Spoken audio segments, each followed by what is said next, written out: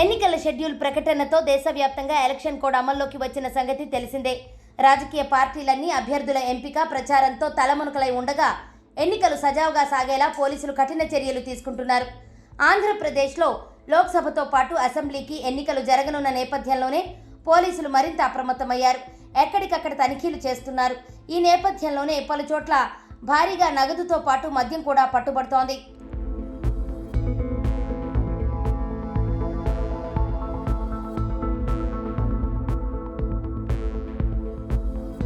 తాజాగా చిత్తూరు జిల్లా కుప్పంలో భారీ ఎత్తున మద్యం బాటిళ్లను ఎస్సీబీ పోలీసులు స్వాధీనం చేసుకున్నారు.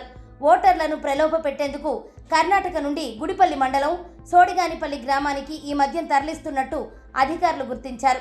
పట్టుబడిన మద్యం విలువ సుమారు 6 లక్షల రూపాయల వరకు ఉంటుందని తెలిపారు.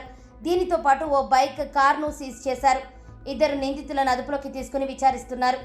ఏపీలో గెలుపును ప్రతిష్టాత్మకంగా తీసుకున్న రాజకీయ పార్టీలు ఓటర్లను ప్రలోభ పెట్టేందుకు ఎంత ఖర్చుకైనా వెనకాడటం లేదు. ఈ నేపథ్యంలోనే రాష్ట్ర వ్యాప్తంగా మద్యం ఏర్లై పారుతోంది.